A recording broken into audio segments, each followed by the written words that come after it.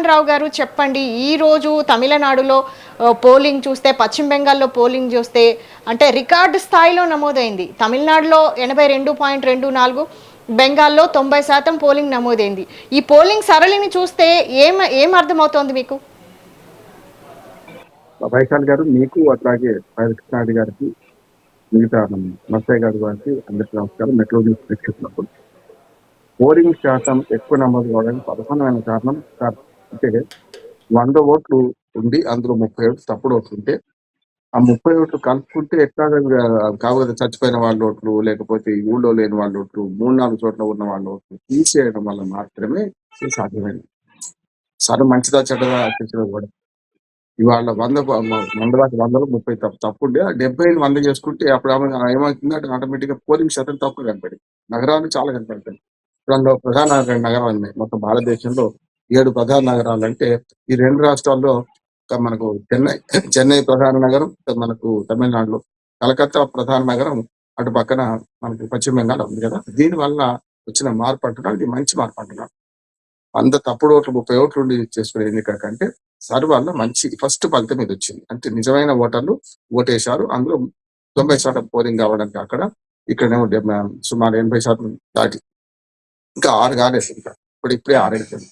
యాక్చువల్గా ఇప్పటిదాకా అంటే వచ్చిన ఫలితాలన్నీ మన ఈ రికార్డు ఏదైతే మన పోలింగ్ శాతం ఉందో 5 తర్వాత తీసినాయి. ప్రతి 2 గంటలకు ఒకసారి పోలింగ్ శాతం మన లెక్కలు వేస్తారు. కనుక 6 దాకా ఊహించి ఇంత శాతం పోరైందని వాళ్ళు చెప్తున్నారు. 5 వరకే ఉంది. కనుక ఇంకా ఎక్కువ శాతం పశ్చిమ బెంగాల్ అయ్యే అవకాశం ఉంది. తమిళనాడు కూడా ఇంకా ఎక్కువ నమోదయ్యే అవకాశం ఉంది. కానీ ఇప్పుడే హై క్రియేట్ చేసి 80-90% అని మనం చెప్తున్నదే ఈ లెక్కలన్నీ ఆకి లెక్కలే.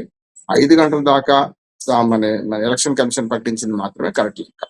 కనుక 5 నుంచి 6 దాకా మధ్యాహ్నం ఇప్పుడు గంట సేపు ఉంది కానీ గంటలో చివరిగా ఉన్న వాళ్ళు ఉండొచ్చు. ఎవరైనా క్యూలో ఉన్న వాళ్ళని కూడా ఈ 6 తర్వాత కూడా అనుమతిస్తారు. కనుక వాళ్ళ ఓట్లు ఉంటాయి.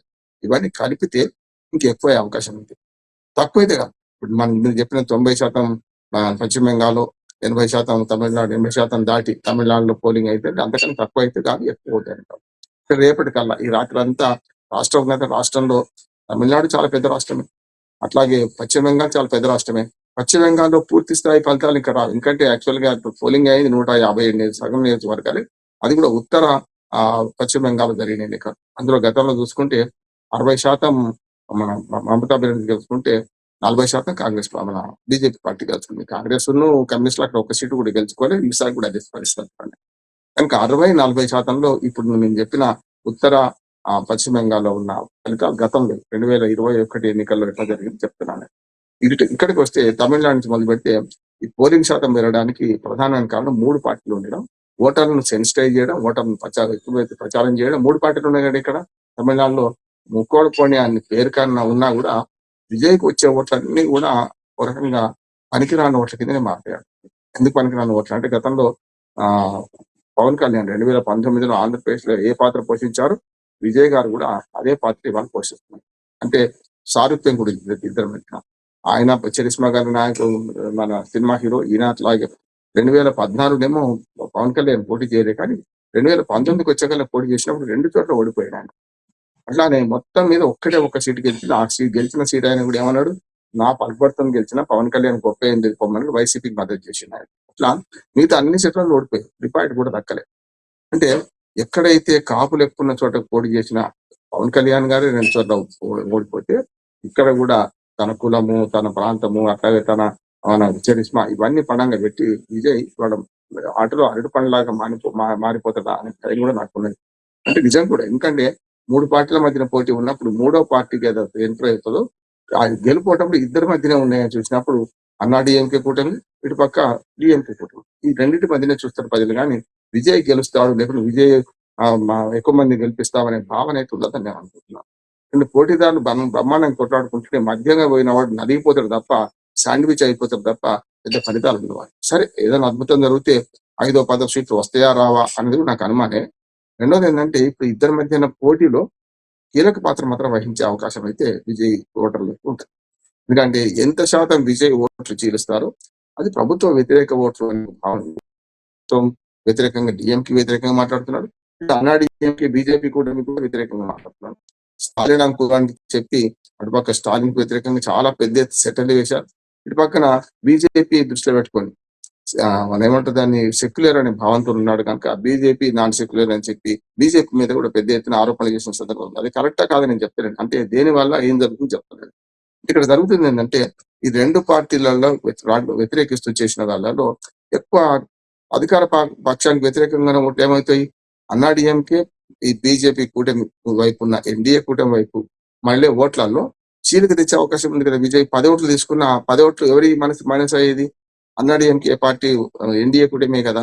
దానివల్ల డిఎంకే పార్టీ కాంగ్రెస్ పార్టీ తోని కలగలిపి పోటీ చేస్తున్న డిఎంకే పార్టీ ఓట్ల వాళ్ళకి మద్దతు పలికినట్టు అయింది కదా. అంటే వాళ్ళ ఓట్లు చీల్చడం, వ్యతిరేక ఓట్లు చీల్చడం వల్ల, ప్రభుత్వ వ్యతిరేక ఓట్లు చీల్చడం వల్ల వాళ్ళకి న్యాయం, వాళ్ళ డిఎంకేకే లాభం జరిగే అవకాశం ఉందని నేను అనుకుంటున్నాను. ఒకవేళ డిఎంకే కాదు అన్నాడీఎంకే నష్టం జరుగుతున్న వాళ్ళు అనుకున్న వాదన కూడా ఒకటి ఉన్నది, కాదంటలేదు. అది ఎక్కువగా నేను చెప్పే వాదనకు విరుద్ధంగా ఉన్నది, తప్పు అంటున్నాను. మూడోది ఏంటంటే విజయ్ ప్రచార శైలి కూడా బాగా ఉన్నది, కానీ ఎక్కడ కూడా కార్నర్ మీటింగ్స్ పెట్టుకుంటూ పోయాడు, కానీ వీళ్ళలాగా సంస్థగత నిర్మాణం లేదు. అటు అన్నాడీఎంకే కూటమిలో ఉన్న బీజేపీతో సహా వాళ్ళు ఒక స్ట్రాటజీతో పోయిండ్రు పెద్ద ఎత్తున. దాంతో పాటు ఇంకా విజయ్ కాకుండా డిఎంకే వ్యతిరేక ఓట్లు చేసుకుని మరొక 2 పక్షాలు ఉన్నాయి. ఒకటేమో మనకు శశికళ ఓ పార్టీ పెట్టింది. ఆమె 1% ఓట్లు తీసుకున్నా అది డిఎంకే లాభం, అన్న డిఎంకే నష్టం కాదు. అట్లానే డిఎంకేలో ఈ మన పన్నీర్ సెల్వం మొన్నటిదాకా అంతకుముందు జయలలిత ఉన్నప్పుడు 2-3 సార్లు ముఖ్యమంత్రిగా ఉండి జయలలితకు పువ్వుల్లో పెట్టి పదవి అప్పగించిన పన్నీర్ సెల్వం ఇప్పుడు మనకు కాంగ్రెస్ మన డిఎంకే కూటమిలో చేరిపోయింది. అటువంటి డిఎంకేకి బలమైనట్టే కదా. పన్నీర్ సెల్వం ముఖ్యమంత్రిగా 3 సార్లు ఉన్నా ఒక పప్పెట్లో అయినా ఉండొచ్చు. అంటే భరతుని పట్టాభిషేకం లాగా జయలలిత గారు వచ్చిన తర్వాత ఆమె పదవి మళ్ళీ పువ్వులు పెట్టి పదవి అప్పగించవచ్చు. నేను ఆయన పేరు మార్చానప్పుడు ఏంటంటే ఆయన పన్నీర్ సెల్వం కాదు కన్నీర్ సెల్వం అని. అంటే ప్రతిసారి అన్ని రోజులు పదవిని కాపాడిండు, ఆ కుర్చీలో కూర్చోకుండా ఆ కుర్చీ నడిపించిండు, తర్వాత ఇచ్చిన అప్పచెప్పిండు. ఎన్నో 2 సార్లు 3 సార్లు ముఖ్యమంత్రిగా పనిచేసిన వాడికి కొంత ఓట్లు ఉంటాయి కదా, అవి డిఎంకే అయిపోయినాయి కదా, డిఎంకేలు చేరిండు కదా అని. ఇక పళనిస్వామి ప్లస్ అది మన బీజేపీ కూటమి చూసుకుంటే చాలా వరకు మనకు అర్థమవుతుంది ఏంటంటే ఈ ఈ కూటమిలో 27 స్థానాలకు మాత్రమే బీజేపీ పోటీ చేస్తుంది. బీజేపీ స్టేక్స్ లో అసలు జాతీయ పార్టీల స్టేక్స్ అక్కడ లేవు. గమ్మతి ఏంటంటే మనకి ఏంటంటే నెంబర్ గేమ్ కూడా చాలా గమ్మతి కలిసింది. డిఎంకేలో మిత్రపక్షమైన కాంగ్రెస్ పార్టీ అదే 27 సీట్లకు పోటీ చేస్తుంది అక్కడ అసెంబ్లీ స్థానాలకు. ఇటుపక్క బీజేపీతో అంటే అన్నాడీఎంకేతో జత కట్టిన బీజేపీ కూడా ఇక్కడ 27 సీట్లకే పోటీ చేస్తుంది. మొత్తం 234 సీట్లు, 90%, 82% కాక 80% పోటీ అవుతుంది కనుక ఈ పోలింగ్ ఎక్కువైనప్పుడు కూడా ఏ పార్టీకి నష్టం, ఏ పార్టీకి లాభం అనే దాని మీద కూడా జనరల్ నా విశ్లేషణ 50 ఏళ్ళ నుంచి ఈ ఎన్నికల విశ్లేషణ చేస్తున్న వాడిగా దానిలో ఎక్కువ పోలింగ్ అయితే ఒక్కోసారి ప్రతిపక్షానికి లాభం అవుతుంది, అంటే వ్యతిరేక ఓట్లు చాలా మంది వస్తారు కదా అని అధికార పక్షం నష్టం అవుతుందని వాదన ఉంది. అది ఇటుపై కూడా కావచ్చు, ఓటర్లో నాడి చెప్పలేము. ఏ ఎన్నిక ఆ ఎన్నికకి ప్రత్యేకం. 2021లో జరిగినట్టే తమిళనాడు జరిగింది. ఇంకొక మాట మన పశ్చిమ బెంగాల్ చేసి నేను ముగిస్తాను, తర్వాత మిగతా మిత్రులు మాట్లాడచ్చు. ఇక పశ్చిమ బెంగాల్ విషయానికి వస్తే చావు రేవో తెలుసుకుందాం. అటు పక్క మనకు తృణమూల్ కాంగ్రెస్, ఇటు పక్క బీజేపీ. ఎందుకంటే గతంలో ఉన్న కాంగ్రెస్ వైభవం పోయింది, తర్వాత వచ్చిన కమ్యూనిస్టుల వైభవం పోయింది. వాళ్ళు చేసిన తప్పులకు వాళ్ళే శిక్ష అనుభవించిన ఒక్క సీటు కూడా వాళ్ళకు మొన్నటి ఎన్నికల్లో ముందు తక్కువనే వచ్చినా మొన్నటి 2021 ఎన్నిక ఒక్క సీటు వాళ్ళకు శావేశం చేసుకోలేకపోయింది. కానీ ఇదే శివేంద్ర అధికారి ఏదైతే తృణమూల్ కాంగ్రెస్ నుంచి బీజేపీ ఫిరాయించిండో ఆయన చేసిన పని ఏంటంటే మొదటగా మమతా బెనర్జీని ఓడిస్తే తప్ప ఈ ఆత్మస్థైర్యం దెబ్బతింటే తప్ప ప్రజల మనోభావాలు మార్చలేమని పోయినసారి సింగూరు నుంచి ఇప్పుడు కార్ల ఫ్యాక్టరీ కూడా చాలా పెద్దది, సింగూరు నుంచి పోటీ చేసి నిన్ను ఓడిస్తా అని చెప్పి అంత హోరాహోరికి సాగిన ఎన్నికల సింగూరు నుంచి మమతా బెనర్జీ సాక్షాత్తు 3వ ముఖ్యమంత్రికి ఎన్నికైన తర్వాత, కానీ అంతకుముందు 2 సార్లు గెలిచి అప్రతిహత మెజార్టీతో ఉన్న ఆమెను ఓడించింది సింగూరులో ఓడిస్తే ఏమైంది? ముఖ్యమంత్రి అయ్యే అవకాశం ఉంది, తాను మాత్రం సొంతంగా ఓడిపోయింది ఎమ్మెల్యే. అప్పుడు అదే భవానీపూర్కి వెళ్ళి భవానీపూర్లో ఒక టీఎంసీ మన ఎన్నికైన ఎమ్మెల్యేని రాజీనామా చేయించి 6 నెలల్లోపు ఎన్నికలు తెప్పించుకొని అక్కడ పోటీ చేసి గెలిచి మళ్ళీ ముఖ్యమంత్రి అయిన తర్వాత 6 నెలల్లోపు ఆమె గెలవగలిగింది భవానీపూర్ నుంచి. ఇప్పుడు మరొక ఆసక్తికరమైన సంగతి ఏంటంటే భవానీపూర్ నుంచి మళ్ళీ అదే సువేంద్ర అధికారి వచ్చి పోటీ చేస్తున్నారు మమతా బెనర్జీ. ఇక్కడ కూడా ఓడిస్తే సంగతి పడతారు. ఇక్కడ ఏమైందంటే పశ్చిమ బెంగాల్లో బీహార్ కన్నా మొదలు బీహార్లో ఎక్కువ హింస ఉంటుండే, బీహార్లో తగ్గింది. పశ్చిమ బెంగాల్లో గత అన్ని ఎన్నికలు చూసుకుంటే ఒక 3-4 ఎన్నికలు చూసుకుంటే చాలా పెద్ద ఎత్తున హింస జరిగింది. అసలు నక్సలిజం పుట్టింది అక్కడ కనుక అక్కడ చాలా వరకు భూస్వామి వర్గాలకు ఇటుపక్క రైతులకు మధ్య పోరాడాలి. రాజకీయ పార్టీల మధ్యన కూడా తలలు బగలు చావడం, కొన్ని వందల మంది, వేల మంది చనిపోవడం జరుగుతుంటారు చూస్తున్నాం.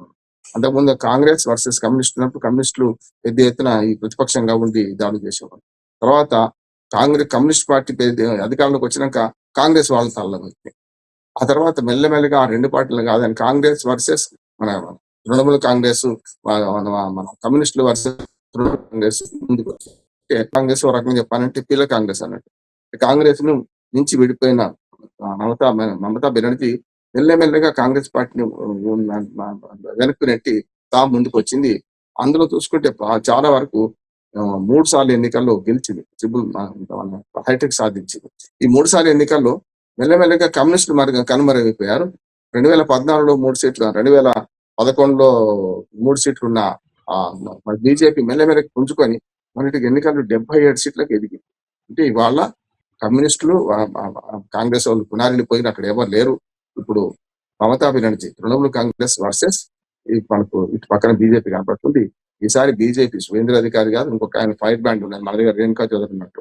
ఆయన మాట్లాడిన మాటలు చూసుకుంటే మీ దాడులు ఏం పనికిరావు, మేము గ్యారెంటీ గెలవబోతున్నాం అని చెప్పి ఆమె ప్రకటించింది. ఇటు పక్క సువేంద్ర అధికారి కూడా ప్రకటించారు. ఇవాళ మొత్తం చూసుకుంటే సంఘటనలు చూసుకుంటే ఉత్తర పరిగణ మొత్తం మనకు మధ్య బెంగాల్ ఉత్తరం వైపు ఉన్న అంటే డెహ్రాడూన్ పై దాకా అంటే మనకు చికెన్ నెక్ కూడా ఉంటుంది ఒకటి మనకు ఇండియాకు 7 రాష్ట్రాలకు మధ్యన.